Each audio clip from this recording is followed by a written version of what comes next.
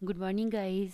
आज हम काव्य खंड में पद्य भाग में लेसन नंबर 1 सूरदास पढ़ेंगे। सबसे पहले हम उसका जीवन परिचय देखेंगे। आप लोगों को जो सामने बुक में आपकी में दे रखा है वो भी आप देखिए, और जो मैं समझा रही हूँ आपको उस पर भी ध्यान दीजिएगा कि मैं आपको क्या बता रही हूँ, क्योंकि कुछ चीज़ें लिखी हुई हैं और कुछ चीज़ें मैं इंपॉर्टेंट बता रही हूँ। वो आप अपनी नोटबुक में नोट करते हुए जाइएगा कि क्या बता रही हूँ मैं। बुक में देखिए पहले। सूरदास का जन्म सन 1478 में माना जाता है। एक मान्यता के अनुसार उनका जन्म मथुरा के निकट रुनकता या रेणुका क्षेत्र में हुआ, जबकि दूसरी मान्यता के अनुसार उनका जन्म स्थान दिल्ली के पास सीही नामक स्थान था, उसमें माना जाता है। देखिए, सूरदास जी के जन्म के विषय में बहुत सारे जो कवि हैं, बहुत सारे जो लोग हैं, उनके अनेकों मतभेद हैं। तो आप इसमें आपको बहुत सारी बुक्स दिखेंगी, किसी में कुछ दे रखा होगा, किसी में कुछ दे रखा होगा, तो उस पर आप ज़्यादा विशेष ध्यान मत दीजिएगा, क्योंकि अलग अलग जो कवि हैं उनकी अलग अलग मान्यता है। अलग अलग लोगों ने अलग अलग, थोड़ा बहुत समय का फ़र्क है, तो हम सन पर इतना ध्यान नहीं देंगे। बाकी जो और चीज़ें हैं सूरदास जी के बारे में वो हम विशेष ध्यान देंगे। जैसा कि आपने अभी जन्म के बारे में सुना कि मथुरा के निकट रुनकता या रेणुका क्षेत्र में हुआ था, उसी प्रकार जैसा कि आपको सूरदास के नाम से ही पता चलता है कि सूरदास जो कवि थे, आपको सभी को पता होगी कि ये जन्मांध थे।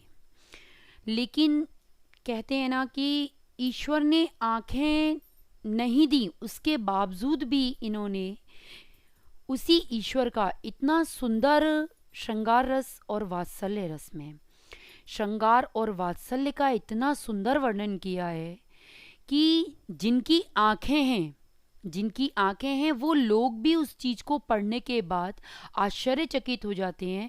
बहुत सारे कवियों ने इस बात में भी मतलब बहुत मतभेद किए हैं कि सूरदास जी कैसे जन्मांध हो सकते हैं। जिस तरीके से उन्होंने श्री कृष्ण का वर्णन किया है, श्री कृष्ण का सूक्ष्म अंकन किया है, उनके रंग की, उनके रूप की, उनकी बाल क्रीड़ाओं की जो उन्होंने वर्णन में लिखा है, वो कोई जन्मांध कर ही नहीं सकता।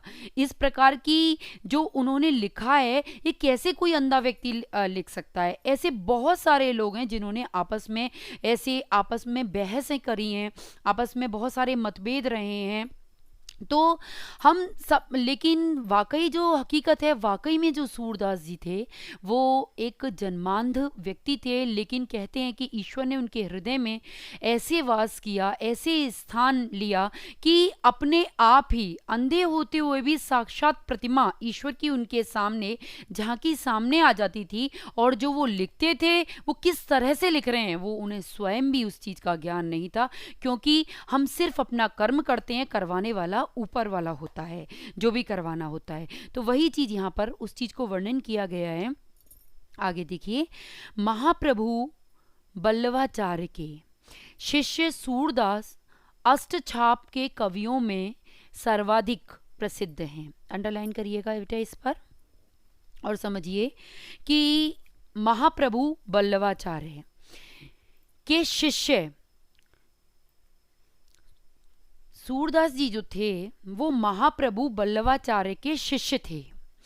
अब था क्या कि इसमें नहीं लिख रहा, वो मैं आपको बताती हूँ कि महाप्रभु बल्लवाचार्य के जो पुत्र थे, जो बेटे थे, वो विट्ठलनाथ जी थे। महाप्रभु बल्लवाचार्य के जो पुत्र थे वो विट्ठलनाथ जी थे, और विट्ठलनाथ जी ने अष्टछाप का वर्णन किया था। अष्टछाप का जो वर्णन किया उन्होंने अपने ग्रंथ का वर्णन करते समय अष्टछाप का, उसमें सूरदास जी को स्थापित किया है। तो इस तरह से अष्टछाप कवियों में सूरदास की महिमा भी गाई गई है, क्योंकि महाप्रभु बल्लवाचार्य के पुत्र विट्ठलनाथ जी ने अपने अष्टछाप ग्रंथों की स्थापना करते समय सूरदास जी को भी वहां पर स्थापित किया था। इसी वजह से सूरदास का नाम अष्टछाप कवियों के अंदर तभी से संग्रहित माना जाता है। महाप्रभु, आगे देखिए, वे मथुरा और वृंदावन के बीच गऊ घाट पर रहते थे। तो मथुरा और वृंदावन के बीच गऊ घाट पर रहते थे। देखिए मथुरा के अंदर बहुत सारे घाट बने हुए हैं, जिनमें आपके जैसे बहुत सारे घाट हैं, अस्कुंडा घाट है, विश्राम घाट है, आपके गऊ घाट है। तो इस तरह से जो घाट बने हुए हैं, उन घाटों पर एक घाट था गऊ घाट, उसमें क्या कहते हैं, ये सूरदास जी, ये मथुरा और वृंदावन के बीच में पड़ता था, उस घाट पर सूरदास जी रहते थे और श्रीनाथ जी के मंदिर में भजन कीर्तन करते थे। तो जब ये बल्लवाचार्य के, महाप्रभु बल्लवाचार्य के शिष्य हुए हैं, तो महाप्रभु बल्लवाचार्य ने ही इनसे कहा था कि तुम गोवर्धन में, गोवर्धन एक जगह का नाम है, गोवर्धन के अंदर एक मंदिर है श्रीनाथ जी का, श्री कृष्ण भगवान का मंदिर है, उस मंदिर के अंदर आप अपने भजन कीर्तन हमेशा करते रहोगे। तो वही इन्होंने उनके कहे अनुसार ही तभी से अपना स्थान वहीं बना लिया और ये श्रीनाथ जी के मंदिर में जाया करते थे और वहीं भजन कीर्तन करते थे। हर रोज नित्य प्रतिक्रम एक नए काव्य की रचना करते थे और नए काव्य की रचना करके उसका गायन वहां पर प्रस्तुत करते थे। ऐसे ऐसे काव्यों की रचना करी है कि श्री कृष्ण की लीलाओं की ऐसी ऐसी रचना करी है, उन्हें गाकर इस तरह से व्यक्त किया है कि जिन जिन लोगों के हृदय में, जिन जिन लोगों के हृदय में भक्ति की लहर प्रवाहित नहीं हुई थी, इनकी कृति को सुन करके, इनके काव्यों की रचना को सुन करके, इनके मुख की मधुर वाणी को सुन करके उनके हृदय के अंदर श्री कृष्ण की भक्ति की लहर चलने लग गई, अर्थात भक्ति जागृत हो गई। जो लोग भक्ति से रूबरू नहीं थे, वो लोग भी भक्ति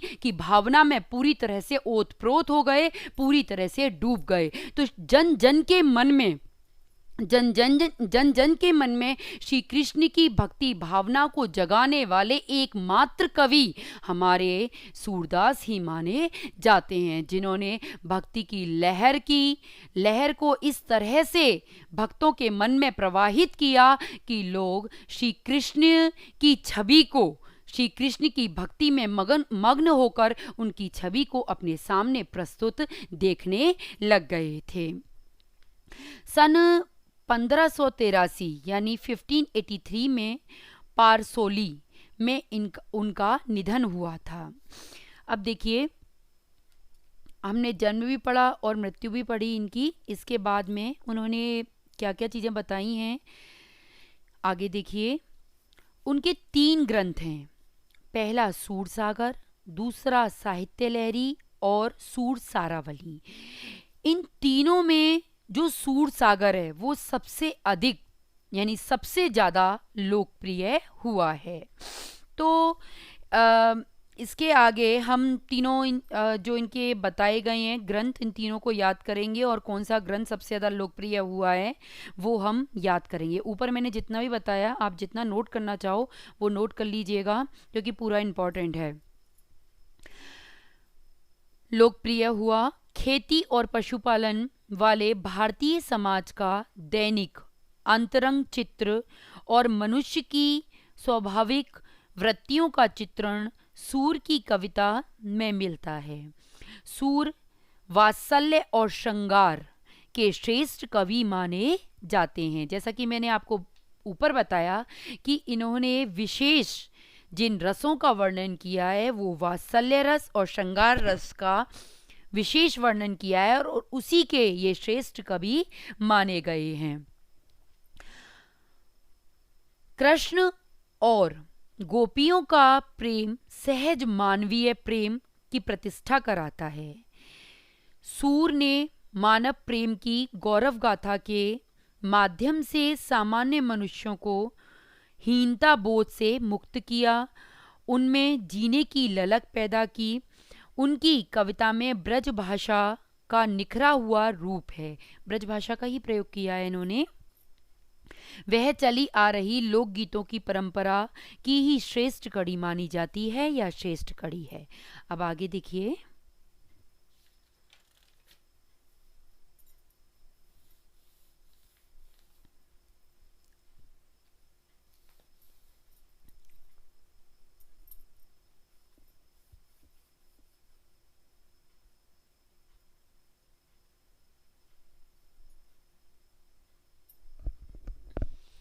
यहाँ सूरसागर के भ्रमर गीत से 4 पद लिए गए हैं। कृष्ण ने मथुरा जाने के बाद स्वयं न लौटकर उद्धव के जरिए गोपियों के पास संदेश भेजा था। उद्धव ने निर्गुण ब्रह्म एवं योग का उपदेश देकर गोपियों की विरह वेदना को शांत करने का प्रयास किया था। देखिए, हम यहाँ जो पद दे रखे हैं वो पद हमारे भ्रमर गीत से लिए गए हैं, क्योंकि विशेषकर क्या हुआ है कि जिस समय हमारे, आपको पता है कि श्री कृष्ण का जब जन्म हुआ मथुरा में, तो उनके जन्म के समय वहाँ से वासुदेव उन्हें नंदगांव छोड़ आए थे। तो वहीं सारी लीलाएं, जो उनकी बाल लीलाएं जो हुई हैं वो वहीं हुई हैं, क्योंकि नंद बाबा और यशोदा ने उनका लालन पालन किया था। लेकिन कहते हैं कि जितना समय जहाँ पर जिसका है उसे उतना समय ही वहाँ पर रहना है। जब श्री कृष्ण की बाल लीलाएं वहाँ पूरी हो गईं तो उसके बाद में वह मथुरा गए हैं, और मथुरा जाने के बाद उन्होंने कंस का वध किया है।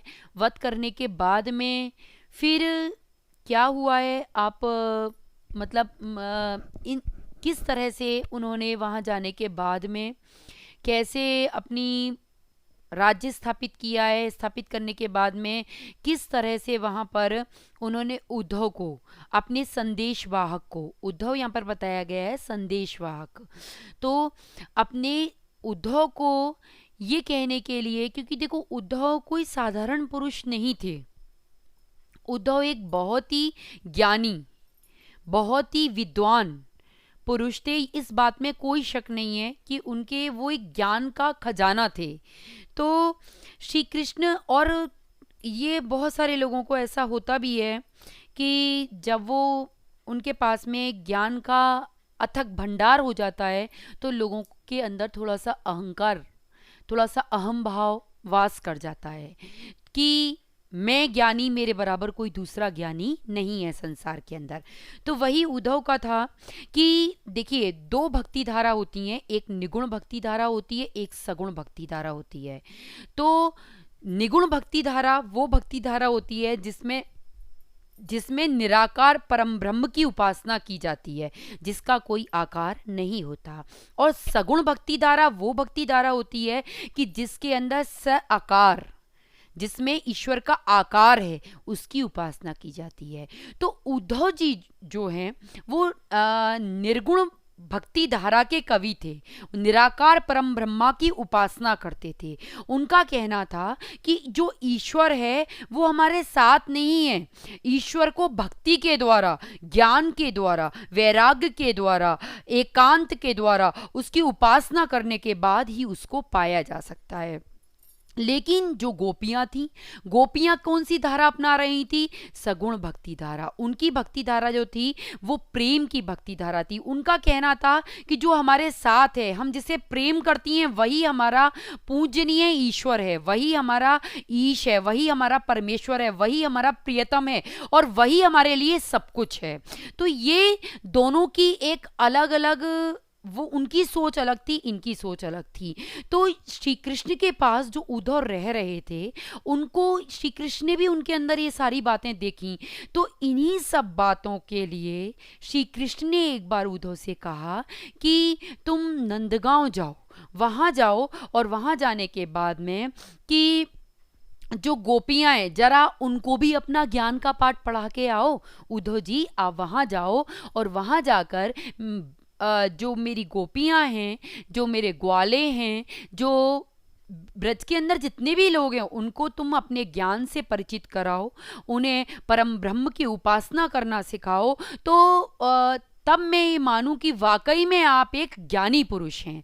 जब श्री कृष्ण ने उद्धव जी को गोपियों के लिए एक योग संदेश उद्धव के द्वारा दे करके, एक परम ब्रह्म की उपासना करने वाले उद्धव को उनके पास में भेजा है, तो उद्धव ने किस प्रकार से गोपियों से वार्तालाप किया है, गोपियों ने किस तरह से अपनी वाक चातुर्यता के द्वारा उद्धव की बातों पर कटाक्ष प्रस्तुत किया है, उद्धव अपनी वाक चातुर्यता के द्वारा उद्धव की बातों का जवाब देते हुए किस तरह से उनके मन को जीता है, या उन्हें अपने ही रंग में रंग लिया, या एक ज्ञानी पुरुष को किस तरह से भक्ति में लीन, प्रेम में, रंग में डुबो करके उन्हें श्री कृष्ण के पास में भेजा है। हम यहाँ पर उन सब बातों का जिक्र करेंगे।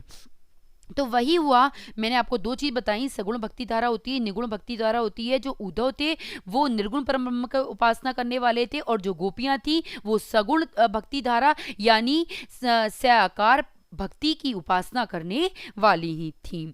तो वही चीज है, यहाँ देखिए क्या बोल रखा है कि विरह वेदना को शांत करने का प्रयास किया।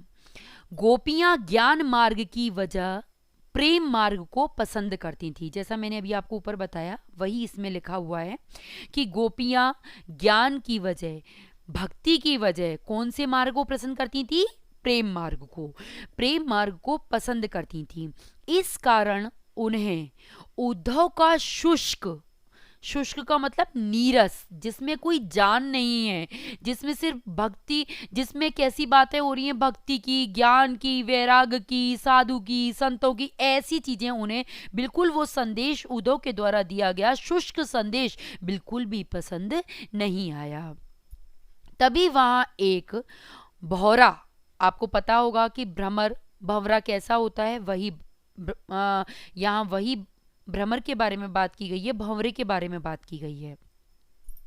तभी वहां एक बोहरा आ पहुंचा, यहीं से भ्रमर गीत का प्रारंभ हुआ, भंवरे की वहां पर आगमन हुआ, और इन पद्यों की रचना भ्रमर गीत के नाम से ही हो गई। तो भ्रमर को लेकर के, भ्रमर को सामने देख करके उद्धव को गोपियों ने भ्रमर के बहाने, उस भंवरे के बहाने किस किस तरह के उल्हाने दिए हैं, किस किस तरह के ताने दिए हैं, किस किस तरह की बातें सुनाई हैं, कैसी कैसी उनसे अपने मन की विरह व्यथा को किस तरह से उन्होंने व्यक्त किया है, वो सारी बातें हम इसके अंदर पढ़ेंगे।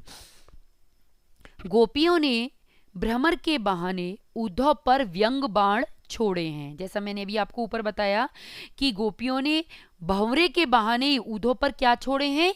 व्यंग बाण छोड़े हैं। पहले पद में हमारा जो ये पहला पद है सूरदास जी का, उसमें क्या बताया गया है वो देखिए।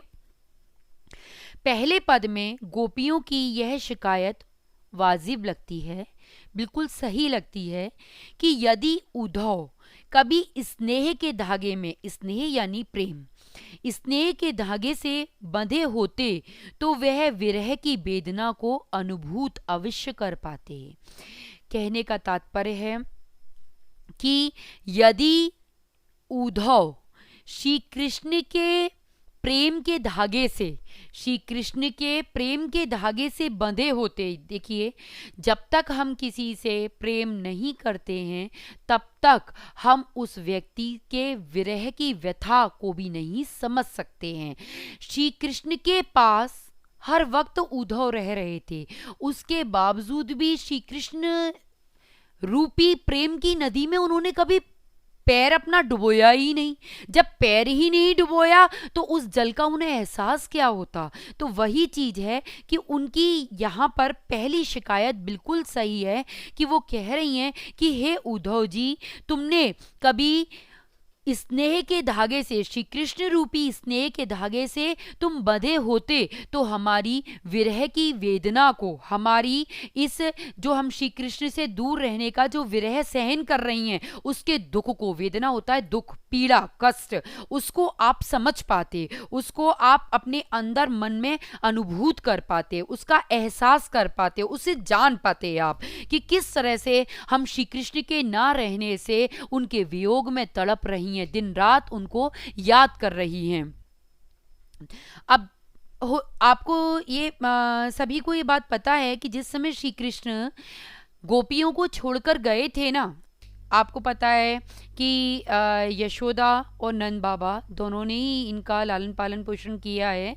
देवकी और वासुदेव के यहाँ दोनों इनके माता पिता हैं, उन्होंने जन्म दिया है, तो उन्होंने यशोदा और नंद बाबा ने इनका पालन पोषण किया है। तो जिस समय श्री कृष्ण इनको सब चीज को छोड़ कर के गए हैं ना, तो ऐसी हालत हो गई थी, नंदगांव बरसाने की ऐसी हालत हो गई थी कि उद्धव जिस समय आए हैं ना, जिस समय उन्होंने प्रवेश किया है, तो जैसे ही प्रवेश किया है, तो प्रवेश करने के बाद उद्धव जी पता पूछ रहे हैं श्री कृष्ण का कि श्री कृष्ण कहाँ रहते हैं, मुझे ये बताओ। एक एक से पूछ, सभी जहाँ देख रहे हैं वहाँ चर्चा एक ही प्रेम की, सिर्फ कान्हा की चर्चा हो रही है, सिर्फ श्री कृष्ण की चर्चा हो रही है। तो बीच में उन्होंने मार्ग में पूछा है कि श्री कृष्ण कहाँ रहते हैं, तो वहां पर संगठित जो लोग होते हैं ना, वो कहते हैं कि अरे भले मानस, तू कान्हा के घर का पता क्या पूछता है,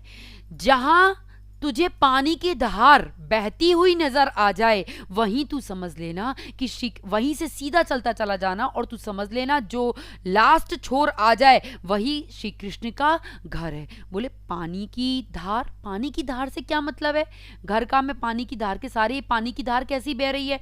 तो जब उन्होंने ये पूछा है ना, तो वहां जो संगठित लोग थे उन्होंने बताया है कि अरे भले मानस, क्या तुझे पता नहीं है क्या कि जिस समय श्री कृष्ण यहाँ इस नंदगांव बरसाने के यहाँ के वन, यहाँ के बाग, यहाँ की गलियां, यहाँ की कुंज गलियां, यहाँ के पेड़ पौधे, उपवन, बाग बगीचे, यहाँ की गोपियां, यहाँ के सखे, यहाँ के ग्वाले, यहाँ की गायें, इन सब चीजों को जो छोड़कर गए हैं, उसके बाद इन सभी चीजों की ऐसी हालत हो गई है कि जिस समय श्री कृष्ण छोड़ के गए, नंद बाबा और यशोदा सहित सभी लोग इनके घर में उपस्थित हो गए। सारे ग्वाले हैं, सारी गाय हैं, सारे पशु हैं, सारे पक्षी हैं, क्योंकि श्री कृष्ण का प्रेम सबके साथ था, तो वो सभी इनके घर में उपस्थित हो गए। और इस कदर अश्रुधारा बही है, इस कदर अश्रुधारा बही है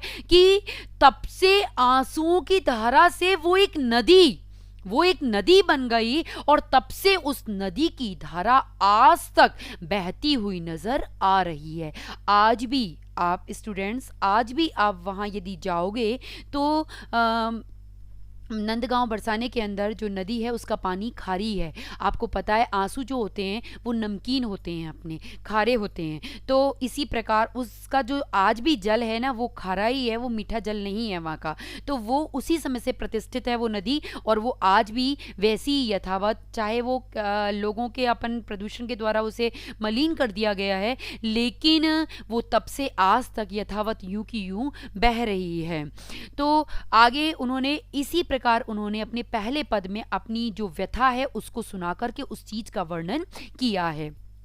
दूसरे पद में गोपियों की यह स्वीकार उक्ति कि उनके मन की अभिलाषाएं मन में ही रह गईं, कृष्ण के प्रति उनके प्रेम की गहराई को अभिव्यक्त करती हैं। देखिए क्या होता है कि गोपियों ने ये समझा था कि श्री कृष्ण आएंगे, श्री कृष्ण आएंगे, और श्री कृष्ण आएंगे और हम उन्हें अपने मन की, जैसे वो आएंगे तो हम उन्हें अपने मन की सारी व्यथा बताएंगे कि हम किस तरह से आपके विरह में तड़प रही हैं, कैसे इस विरह वेदना को सह रही हैं, कैसे एक एक दिन कष्ट में होकर के हमारा व्यतीत हुआ था, या किस तरह से श्री कृष्ण हम तुम बिन बिल्कुल हमारा ये शरीर तो नजर आ रहा है लेकिन हम मृतक के समान बन गई हैं। गोपियों का अस्तित्व तो नजर आ रही है लेकिन इनके अंदर प्राण नहीं है,